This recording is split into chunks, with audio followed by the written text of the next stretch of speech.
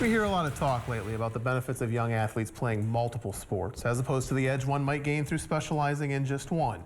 The temptation is to hail one strategy over the other, but as with most issues, when we dug a bit, we found it best to study each philosophy on a case-by-case basis. Tonight, John Rawlings brings us the first of our two stories on the topic, gaining insight from some of the athletes on each side of the ledger. Wapakoneta senior Sierra Salmons is the definition of a multi-sport athlete.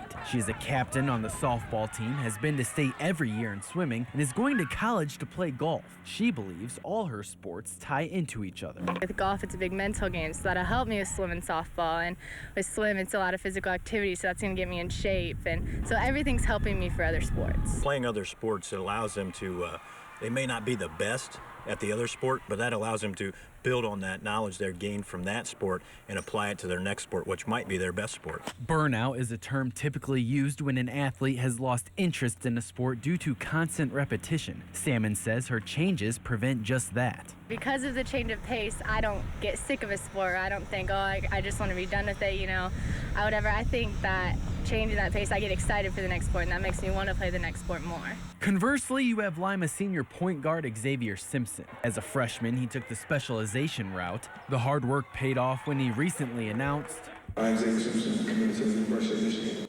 Definitely, I feel like it gave me an advantage because while others are out playing multiple sports, maybe a guy might play football and he might play basketball, so that time he's preparing for that particular sport.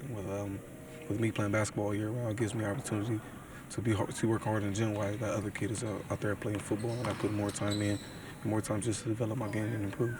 A study by Ohio State University found that children who specialized in a single sport led to a higher risk of adult inactivity. But Simpson believes the burnout comes from an athlete's inner drive. It's a mental thing. As you say, you basically got to just stay strong throughout the process and know that it's not a sprint, it's actually a journey. Simpson's teammate Ruben Flowers thought he too would be preparing for a life on the hardwood. However, the track state qualifier and first-team All-State wide receiver recently committed to take his football talents to the University of Pittsburgh. I was always a basketball player, grew up around basketball players. You know, that's what I wanted to be, and that's what I always worked for.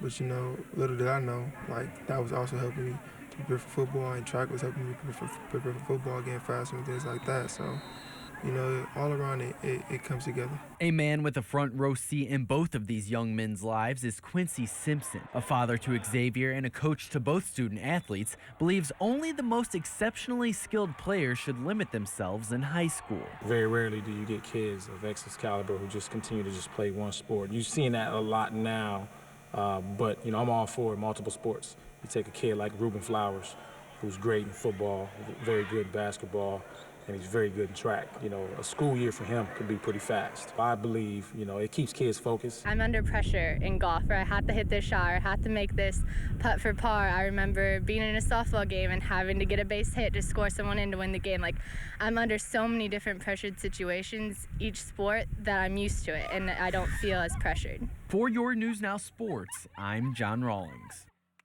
Thanks, John. We'll continue our study on this issue on Wednesday when John sits down with local coaches at the high school, college, and club levels. We'll try to see things from their perspectives Wednesday at 6 and 11.